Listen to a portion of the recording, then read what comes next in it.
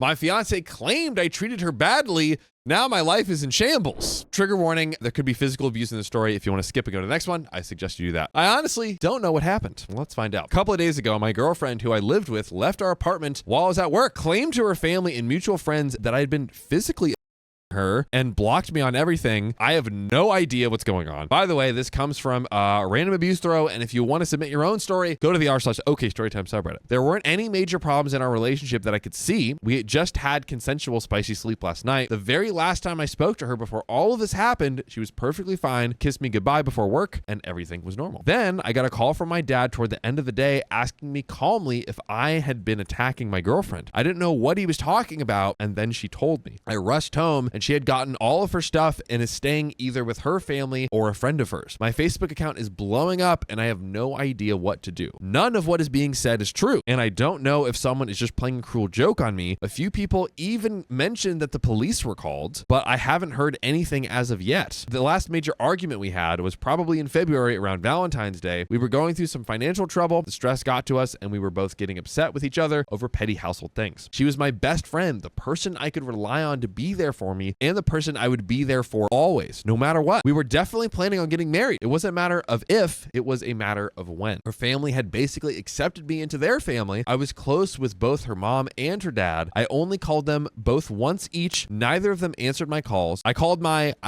ex just twice. No answer. She's blocked me on every social media platform of hers that I know of. I asked a couple of friends, but they are being distant with me. Just one-word answers or ghosting me. What the F is happening here? We'd been upfront and honest with each other, and our communication was stellar, and we have an update coming up. Okay, this is going to be a weird, freaky update. I'm sorry if you guys thought this was going to be anything interesting. A friend came forward and told me that apparently my dumb butt fiance decided to play a prank on me. She had the bright idea of leaving the house for a couple of days to set up a surprise birthday party for me, set for this weekend. I don't know what the F she was thinking, nor do I even really know the full story yet. She is not really the prank playing type, and I guess thought this would be hilarious or something. It looks like the majority of those friends who were acting distant were in on it. After I started being upfront and honest with showing people my text with her, as this sub suggested, one of them told her that this wasn't cool, and if she didn't come clean, then he would. Well, she didn't come clean, and he came forward. I guess that's why nobody was answering their texts. Anyways, I texted her and I told her that I knew, and I asked her what the F was she thinking? She started blowing my phone up, apologizing. She said her prank just went too far and spiraled out of control when it got on social media, and that she didn't know how to come clean when she realized that it crossed the line.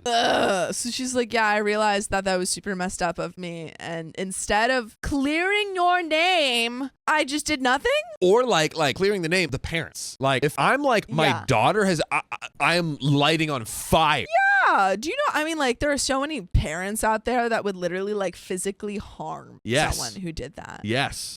No joke. He might have, his life might have been in danger. Yes. From that accusation. Yes, absolutely. She also said that she didn't mean to let it come out that I was her, and that she wanted to make it seem like she left me, and that the stuff was a rumor started by some other people who weren't in on her joke. I just didn't really respond to her. I left and went to my parents' house before she got home. My family now thinks that she's an effing moron, so her relationship with them is ruined right before our marriage, so that's great. Our mutual friends are now split in half, with half of them thinking she's an idiot and the other half feeling God knows what about the situation. I'm frankly embarrassed and feel stupid for wasting everyone's time and dragging them into my relationship with my fiance. I don't really know where to go from here. I don't know if I should call off the wedding or postpone it and try to work out what the heck went through her mind. I'm sorry if this isn't the ending to the story that you were all hoping for. I'm having drinks and will be here all night feeling sorry for myself and answering comments for as long as I'm awake with this Jameson. And we have the second update. So firstly, thank all of you for your input. I read and considered every single reply. First, I'll update you, then I'll tie up some loose ends from the comments in the previous post. I want to apologize for the bluntness of this post ahead of time because despite your comments comments about me being calm and level-headed. I'm actually quite upset about the entire situation, and I feel like me sitting and thinking about it is only marinating this anger and making it more juicy and flavorful. So update. I spoke to her in person after I posted my update. From her perspective, her original idea was to make it look like she got mad or something, grabbed a few things, and left to her friend's house where she was going to have the party thrown. Her friend has a really nice house that's perfect for a 20 to 30 person get together.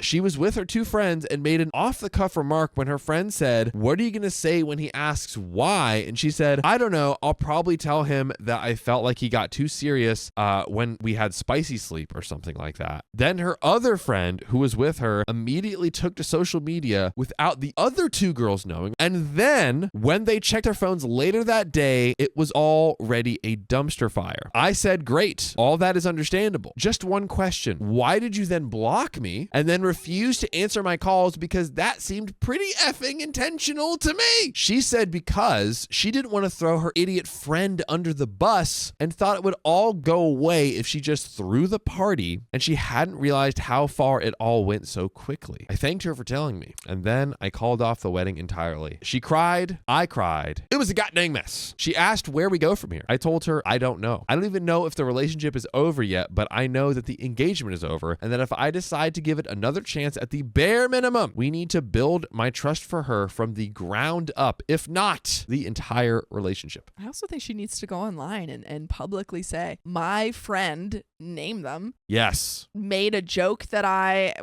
bad joke that I had to surprise my partner and took it to the internet and totally lied about everything. Literally throw them under the bus and then admit that you didn't know what was going on and you failed to come forward and say that your partner did nothing wrong. Literally humiliate yourself online. Humiliate yourself because you have humiliated your partner. Yeah. And she's like, "Oh, I didn't want to throw my idiot friend under the bus." Actions have consequences. Absolutely. She went on social media and said that your partner was you.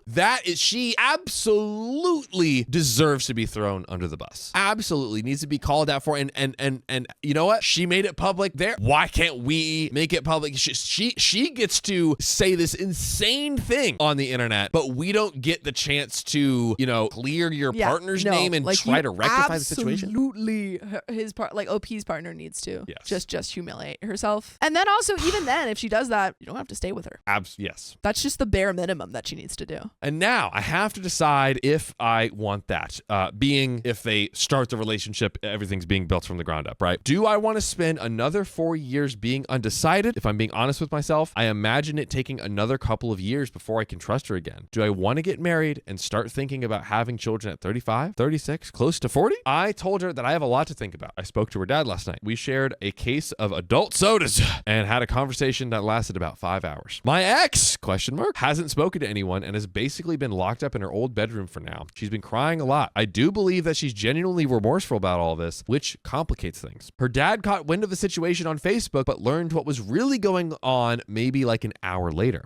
He'd gotten my calls, but hadn't returned them because he had called his daughter first. She told him, and he just didn't know what to say to her. He told me that she's not truly stupid, but that she has a history of sometimes not thinking about things before she says them, and the impact of her offhand remarks can have. He said this is the worst it's ever snowballed, but she's had situations in the past where she says something stupid or insulting and doesn't realize the impact of what she said until hours later when the other person blows up over it. So that's it. I still have a lot to think about. I know a lot of you guys are telling me that I have no balls for not literally tossing her into traffic and laughing about it or something weird like that. But you have to understand that I still love her and I have loved her for a few years now. Right now, I'm leaning towards moving on, but you're going to have to empathize with me here. By the way, you're going to have to empathize with me that if you have not listened to all 2,000 episodes of our show on Spotify, that I'm furious with you. I am deeply disappointed in the base of my soul. So to rectify yourself, go to Spotify, Apple, or your favorite podcast app and search OK Storytime and start binging our whole catalog with amazing episodes just like this. Binge, binge, binge. We're about to conclude the story. It has been an insanely wild ride.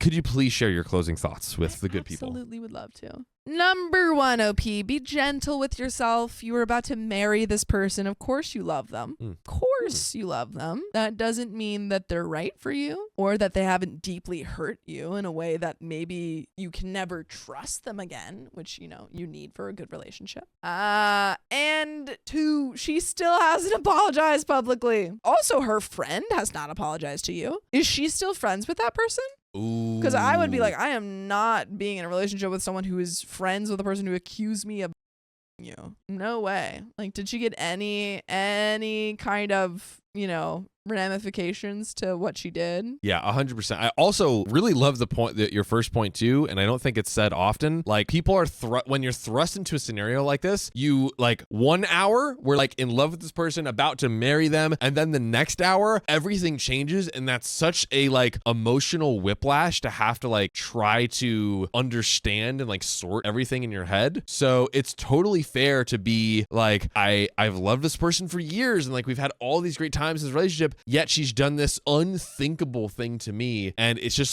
hard to process all that. And still appreciating, the times, and there's probably OP's a few years, there's probably a lot of memories and ways that OP's grown. It's that's still, true and good, but also this person is freaking crazy. So there you go. Wise thoughts from Sophia Donner, ladies and gentlemen. And from John Fry. Look at that. But ladies and gentlemen, let's conclude this nightmare. As for my reputation, nobody thinks I'm an It's firmly out there now. Her reputation took a much more significant and lasting hit. I haven't lost any friends except for the idiot social media girl, hooray, whose reputation also took a severe hit. Hooray! Nobody called the cops. All other posts about it have been deleted. Everything is good. There's no real need for me to get a lawyer and sue anybody. My family agrees with a lot of you. They're 2 seconds away from slapping me upside my head for not immediately punting her to the curb. Just give me some time. I'm not going to make another update post because I've already wasted too much of your time with this BS, but maybe I'll just update this post in a few days after I've decided what to do, but that might be the end. Dang, man. I mean, great that OP's reputation has been, cleared. Thank God. But I mean, apart from her totally destroying the trust that you had in her, I would be really, really embarrassed to be in a relationship with someone who everyone knew had done this. Yeah. This wasn't a isolated, thing that happened in isolation where only you and her had this fight that only you know about. Everyone in your life knows about it. And she's done something like this on lighter situations, but multiple times. Yeah, not good. My girlfriend suddenly excluded me from an event because she wanted a girls' night out. You're not one of the girls.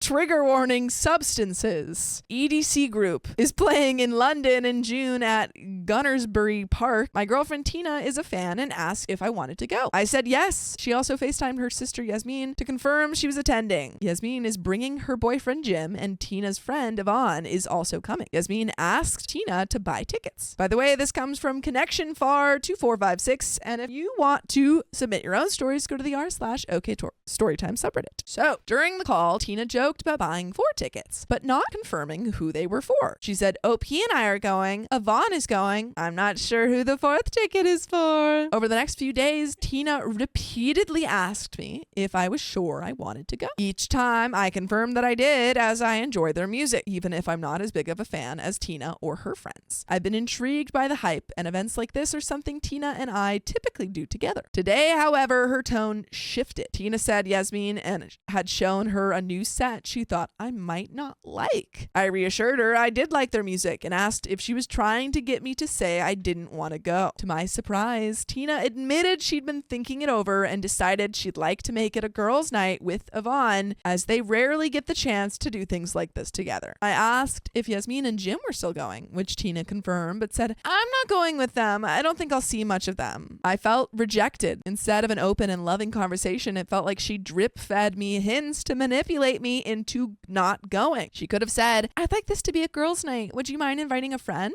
Instead, it felt calculated and that she didn't want me there. What makes it harder is picturing Tina, Yvonne, Yasmin, and Jim having fun without me. And not only not missing me, but actively having arranged for me not to be there. I actually did what Tina suggested earlier and listened to their latest set to make sure I would like it, only to be hurt more when I was temporarily made to be even more excited for the event, only then to realize I had to find someone who actually wanted to go with me. I also sort of don't want to go on my own or with anyone else because I feel like I'll be in my head about whether Tina is having more fun without me and it'll ruin the experience. Tina has since apologized for the way she handled it and admitted that she should have just been honest and direct, but something still isn't sitting right with me about essentially being excluded from this event. She did say in passing that perhaps I should invite 2 other friends, a couple. Interestingly enough, she assumed they would come as an item, even though we seemingly do not, and go with them. But her not wanting to spend this time with me is hurting. We do have other plans lined up, a trip in December, another event in June 2025, so this isn't a pattern of exclusion. Still, I can't shake the hurt, especially since I'm used to us doing things like this together. Would I be the a-hole for not accepting this apology and making a bigger deal out of this? And there are some relevant comments. Dakota, what say you? Well, the way you put that, I mean, no, I don't think you're an a-hole for being like hurt and upset about this, but like the way you're like, should I just make this an even bigger deal? It's like, I don't know if that's the right frame of mind to approach this from. I don't think the goal should be, let's make it a big deal. I think you have to figure out what you want from her. And maybe that's a genuine apology. Maybe it's like, I don't feel like you really understand why this hurt me so much. And approaching it from like, what do I want her to say? And then communicating that rather than being like, I'm going to make a huge fit. I'm going to throw a fit and stuff. Right. Well, because you have a right to be upset. Absolutely. Yeah. It's just a weird one because it's like, why aren't we just getting more tickets? Like, if you're like, I want it to be a girls thing, it's like, all right, I can go do my own thing, or I could have invited my own friends. So it's like, why don't you want me here? Why don't you really want me here? I think you have to have a conversation with your partner and say like, hey, 1, this is how I feel about the situation. It really hurt. 2, why did you not feel comfortable coming to me to tell me this rather than, hurting my feelings more by trying to be all weird about it? But there are some relevant comments. Yeah. Let's see what they say. Karmatika asks, have you asked her about why she did it this way? Did she answer you? Or would this be the first time you addressed how deeply this manipulation hurt you? Opie says, yes, I asked. She said because she was fearful of causing upset, so hoped I would just decide not to come. I asked if there was more to it, because it wasn't, look, I fancy doing this with Yvonne, so would you mind inviting one of your friends? It wasn't, look, I feel really bad. I know I said I'd do this with you, but I'd like to make it just me and Yvonne. It was a calculated attempt to make sure I didn't attend, or so it felt. She assures me that it's not the case and that it's no deeper than her just wanting to go with Yvonne now rather than a larger group. Inconspicuous Echo says, not the a-hole. What's done is done, but you may want to reevaluate your relationship and see if there's more signs where you're often dismissed or overlooked. To me, it feels intentional almost on a gatekeeping level where the 4 tickets were always meant to be for them, with you, the interloper, conveniently bailing at the last minute, but your girlfriend still able to go. OP says the 4-ticket thing is being taken slightly out of context. The 4 tickets weren't intended for the 5 people in the story, or at least that's now how I interpreted it. I took it that Yasmin and Jim would likely get their own tickets. Tina was sorting mine, Yvonne's, and her own, and there'd be a spare for someone else. Yasmin, I think, was hoping Tina would buy hers for financial reasons, and maybe the 4th ticket would have ultimately gone to her, or Jim would have bought her one, but I don't think there's any chance Tina is buying Jim's ticket. I included it in the story to demonstrate how it had gone from the more the merrier mentality to I'd rather you didn't come conversation. Nevertheless, there are a few other signs of me being overlooked, or perhaps not getting as warm of a reception to certain things that her friends would typically enjoy. I've raised this with her because I'm concerned that she's starting to resent me, but she's assured me that it's not the case, that I'm reading into things, that she's very committed to and in love with me. She's been quite self-aware and said there have been instances where in hindsight she has self-sabotaged because the relationship is getting more serious and she has been hurt in the past. And there is an update. After a bit of reflection time, Tina offered a sincere apology and said in hindsight she handled it very poorly. She said, I was more important in her life than any gig, and rather than risk causing any more upset, she wasn't going to go. I was grateful for the reassurance. I did think that closer to the time, we could likely pick up some resale tickets cheap if we changed our mind, but for the most part, in my current headspace, I figured going to the event would just be a painful reminder of a time I wasn't wanted, so I would likely rather skip it and try to forget it altogether. The ticket date came and went, and I wondered if Tina had bought tickets. I stopped myself from asking her, though, and decided to trust her word from the night prior that she wasn't going to go. We patched things back up and got pretty much back on track. You can probably guess what happens next. A little later, I asked how Yvonne took the conversation around tickets, and she was a little evasive, saying, "We've already had this conversation. She said I handled it really badly." I asked her outright if she'd bought tickets, and she hesitated before confirming she'd bought 3. 1 for her, 1 for Yvonne, 1 for me. Her view is that we have these very hard to come by tickets for the future. Now, should we decide to go, and if I'm not comfortable, she would simply sell them. My view is she had 2 options.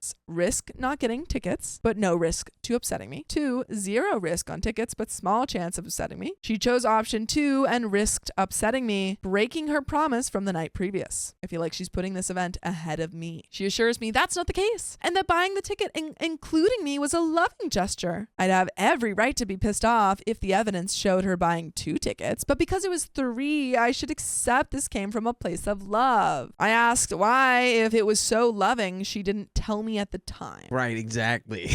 Yeah. So why are you telling me that tickets for me only after I found out you had bought the tickets?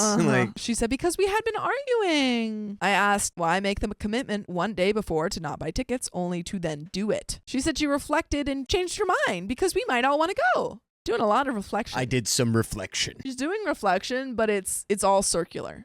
She's just looking at herself in a mirror saying, I like it. Yes, I think I'll do what I want. Yes. Relevant comments. Zealous Ideal Pound 118. So you were more important to her than any gig, and she wasn't going to buy tickets, except that it turned out that you weren't? I don't think this is just a problem with her expressing herself poorly. I think she is expressing her priorities pretty clearly. I'm really sorry. Seaworthiness Big 8083 says, there's a lot of manipulation and trust breaking happening here. The question is this the only thing? Honestly, if you want this to work, it sounds like you both need a ton of work on what is going on. Are you sure that the 3rd ticket was for you? That's exactly. Yes. Are you sure? Or was it for a friend she was going to invite in your place, but since you cornered her, she had to come up with something? She didn't tell you when she bought them and only admitted when she was caught. It would be hard for me to believe her at this point. My guess if she would have had plans the day of the concert, but promised it was unrelated. If you really want to see what she feels, tell her you're not interested in going at this point. Why doesn't she just invite a friend instead? See how easy she lets that happen and jumps on it. OP says, I know for a fact she wouldn't have hidden going from me. We live together and have fine my, etc. Don't believe for a second she'd lie about actually going even after this. And there is a second update. Any second thoughts? At this point, I think I'd be like, just go. Yeah. I don't even care. Go without me. Yeah. If you bought that 3rd ticket for me, I don't know. Sell it. Go give whatever. it to another one of your girlfriends. I don't want to go to this thing with you. Yeah. And I don't know. At this point, I'm not gonna put any more emotional energy into this. It's so draining. Right. And it's like, if this really is if there's nothing else fishy going on here and she's just like self-sabotaging by making this like kind of, I don't even know what the right word is. More than annoying, just like, I don't know. She's making this all suspicious. Yeah. She's moving suspiciously. Agreed. And you can go ahead and just do it now. I'm gonna go hang out with Terry. Yeah, like go hang out with someone else. Have fun. Don't do this. But there is a second update, folks. Okay, for context, we're both mid-30s. We've been dating around just under a year. From the get-go, I knew she took substances. I'm not a stranger to them myself. We had a conversation very early on, and she confirmed that she quite enjoys them on certain nights out. I said that I had enjoyed them more in the past, but still took part very infrequently. In the past couple of months, we've been to things together where we've taken a bit of MDMA together and generally had a good time. Recently, our relationship has been pretty off. We're in different cities at the moment, and we argue a lot, mostly just silly communication things, but still, we're susceptible to falling out a bit. Nothing has been particularly monumental to be relationship-ending stuff, and for the most part, our fallouts are caused by us both wanting the same thing, the relationship, but communicating our needs poorly. We had a night out together recently, and she took a bit of it. I had a suspicion when she got back from the toilet and asked her, and she confirmed. I said that I was a little disappointed because we had an agreement to tell each other these things before we did them, not after. She apologized. The night was good. I decided not to partake. That night at the hotel, we had a bit of a blowout about it in a relationship, trust, etc. She expressed that she should be trusted to do these things and that she knew that if she took it on a night out, that I would likely be really hurt by it. I said that the trust element was more important than it, but did say I didn't like it, found it icky thinking of her doing it, and knowing a lot of people who effed up relationships by doing it. She has done it 5 times this year and assures me she only does so in very small amounts. On the journey back, we've been texting about our relationship. I communicated that I needed to see that she can stick to her word. I said I need to see that she remembers the things that she told me that she'll do and follow through to them. That trust and keeping our word is the most important thing to me in a relationship. This was off the back of the thing the night before, off my experience with my ex, and off the back of a few other conversations recently. She was very concerned that the relationship wasn't in as great of a place as it has been, and feels we perhaps both have been self-sabotaging it as it's starting to get more serious. Really lumping you in there. I think she's just perceiving you having issues as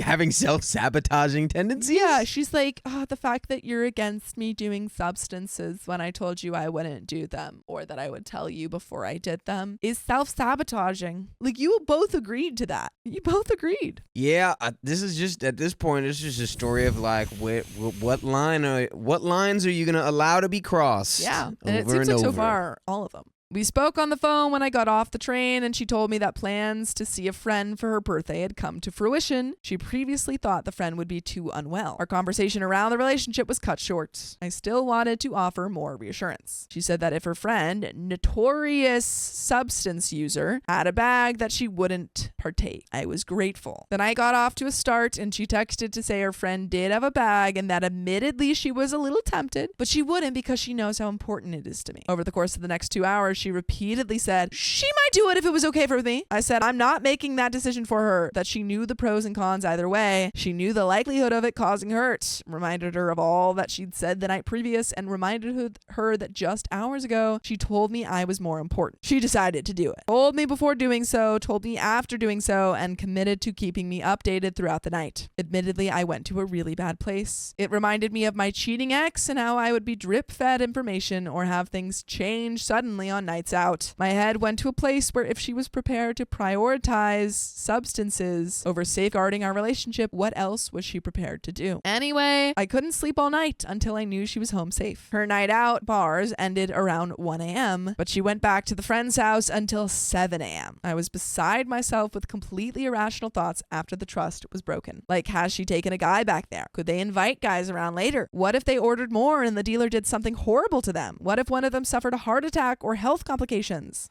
Okay, what if a meteor came down and hit them in the head? Like, what if? It's a wonderful question. Well, yeah, I mean, but obviously OP is kind of spiraling. Right. But also, having a partner or like a friend, just a very close person in your life who is going down this very slippery slope, this very dangerous path, is scary. And you don't know what's going on. You don't know where they are. Yeah. I'm not proud to say I was really quite needy in terms of texting her. It genuinely was all innocent enough. Just the two of them sat chatting and dancing and apparently being quite positive about me, our relationship. I sent her a message in the morning explaining how upset I was that she'd acknowledged how important not doing it was to me, then decided to do it anyway. Predicting my pain, then doing the thing that would inflict it. I said I wasn't expecting her to give up substances for life, but just hoping she'd been a little bit more sensitive to the relationship dynamic at the moment and make a decision for us rather than her. She called me like 15 times when she woke up. I was still asleep, not having gone to sleep until 7 a.m. Texted me saying how sorry she was, and when we finally spoke on the phone, said that she was consumed with regret. She asked me if I could forgive her, and I said I could, but that I couldn't go back to that headspace ever again. And if ever there was a specific promise made by her with a connection to me or the relationship, I won't do X because you're more important, that she broke, I would likely be gone. She texted me saying she had made the decision never to do substances again. Guy, come on, dude. What do you want? What do you need to hear? I feel like the OP's love language is like all words and reassurance and all this stuff, and it's no like actual follow through. But it's if you're dating the, spicy flower party girl, you're going to have to maybe be cool with that kind of activity going on in her life. I also think it's totally fine for you not to be okay with that. Right. But at that point, if she says, yeah, I won't do it, and then she does it, and she keeps, there's a pattern of that happening. Right. then maybe this relationship isn't built to last. Exactly. Just be not okay with it. Like, just pick. That's if you're fine. not okay with it, then don't be, and figure it out from there. But it feels like you're just trying to make her, like you're trying to compress her into like the version of her that you're idealizing. And it's like it's just a waste. You can totally have a conversation with her and say like, hey, I'm worried about your substance use. This seems like a really unhealthy path you're down, but you can't force her to do anything. That is a choice that all addicts have to make on their own, and for themselves. And you can, be there and be supportive and help her and offer advice and, everything, but she's an adult. I didn't hear no lies. I had said to her the night before not to make this promise as it will feel hollow. And she said similar before when she's hungover, which never comes to fruition. Don't get my hopes up and say you'll never do it again. I asked that she not commit to that in the state and instead give it some real consideration before saying she was going to do something rather than risking breaking another promise. Whereas her text said, I'll never touch this stuff again. And you're more important than substances. The most important. She's since adjusted this to clarify that it is only spicy flower that she's swearing off, not other substances. MD, for instance, because you've never had a problem with that. And now she's just going to find workarounds. Anyway, in the days following, she has not necessarily withdrawn her apology, but she thinks that I overreacted a little and seems concerned that I will now have an issue with her going on nights out. She has said that she's worried about me finding an opportunity to end things if she breaks the tiniest little promise in the future. She asked what the repercussions would be if, for instance, having sworn off spicy flower now, we decided in a year or so's time when the trust has been rebuilt to reintroduce it into our lives. I gave up all substances when I was in my past relationship of circa 10 years, and I think she's worried I'm going to expect her to do the same in this one. My partner asked me to, and I obliged because I saw that the relationship had potential and narcotics have zero net gain, so it was an easy choice. Which is a great lesson for you, OP, because you have done it. You have had a partner ask what you're asking of your partner, but in that situation, you said, yeah, and then followed through. Your partner right now, you've asked her, she's not following through, so the relationship is good. Done. Right. It's gone. just, you need to go, like Lime Pancakes in the chat says, just break up. It's like, you just need to go, look, babe, clearly you can't stop lying to me about this stuff, and because I can't tolerate you lying to me about stuff, I'm gone. I've said it feels like it and going out are more important to her than I am. She said that she doesn't want to relinquish her autonomy and that she feels I'm being controlling and should be paying more attention to how loyal she is as a partner. Basically saying you're acting like I cheated and telling me with her friend's assistance and proof in terms of screenshots between her and her friend how she essentially refuses to interact with men on nights out. Essentially, look, I slipped up, but it isn't an indicator that I'm going to cheat. I can't get my head past that moment in the night where she must have thought, this is going to hurt him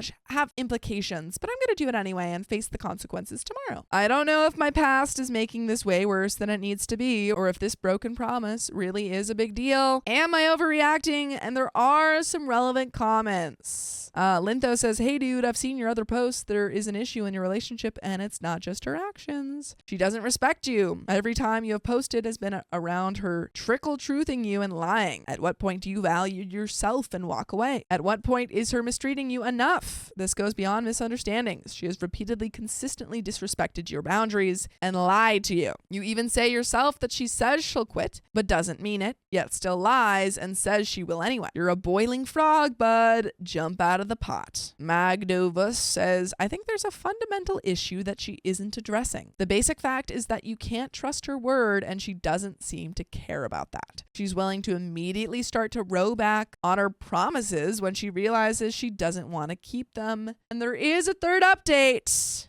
Do you have any thoughts? Yeah, there's been some commenters, and I think that I'm not sure who said this one, but it feels like he is in addiction recovery. Yeah. Or that he has recovered from it or managed it or, conquered it, and she has not. So it's just two people in fundamentally like opposing positions. I think also he has a totally different experience with substances than she does. Well, yeah, he just made it sound like straight logic. He's like, oh, Yeah, of course I could she stop asked me, doing so I it. It has stopped. no benefit. I don't think he was ever like addicted. I think he enjoyed it. From what I'm reading, it feels like he literally was like, yeah, and so I stopped, and it was that easy. God, I hope he doesn't really think that that's I think a he universal does. experience, because you got to understand that that's not the case, I right? think he does. I think that's where the miscommunication in this relationship Oh, is happening, God. because I think that he thinks that she can just quit. Right. And I think she doesn't understand that she's addicted. And then it all just becomes a character and a moral Yeah. issue. It's And like, it's like, well, why are you she's lying to me? Why do you and blah, keep blah, doing it? And it's like she's literally addicted and doesn't realize it, and he doesn't realize it. So they're in this like hole. Yeah, again, the Queen of England is on the phone with her, and she's still not. Yeah. And she's dead. That's the ghost of the Queen of England. Like The addiction, ghost of the Queen calls you, and you still and you don't s- listen? Yeah, and you lied to her. But no, like addiction MO is lying. Like, Yeah. that's No, 100%. Yeah. Yes, I had a problem in a very early relationship because I was ripping darts. So I'm gonna say that in a way that I hope any youths don't understand. I don't understand it. I was in Marlboro country, and I was quitting in a relationship, and I told my partner, I was like, I won't, and then I did, and you guess what? Created a big fight.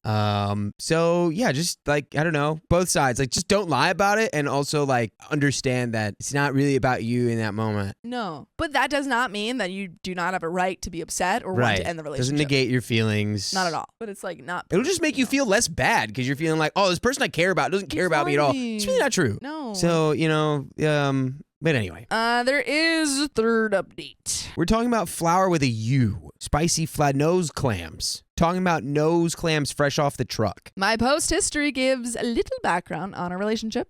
Some of the posts have been in here. We had some issues toward the end of last year. They got worse before they got better, and we nearly called it quits at the end of January. But then they did get better. We've had some really lovely times since. A lot of the issues, me feeling like I wasn't a priority in our life, went away, or at least were muted. A lot stayed. We argued on average every 9 days. The thing I find toughest is that most of the arguments are rooted in insecurity.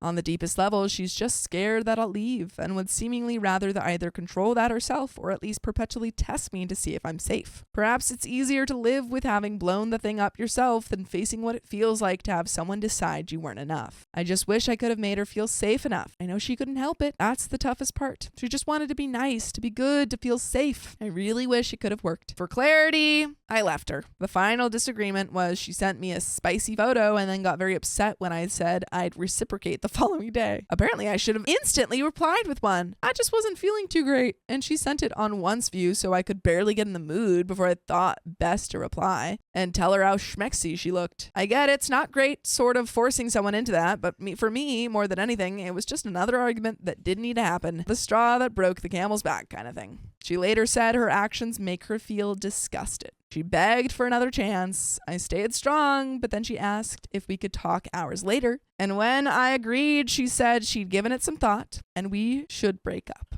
I guess that helps her process it. It's been amicable since. Her being level-headed in sorting out logistics makes me miss the version of her that isn't volatile and wonder what could have been. By the way, you never have to wonder about full episodes of stories like this because you can go to Spotify, Apple Podcasts, or iHeartRadio and search up OK Storytime. But there is a little bit left to this story. Do you have any final thoughts, Dakota?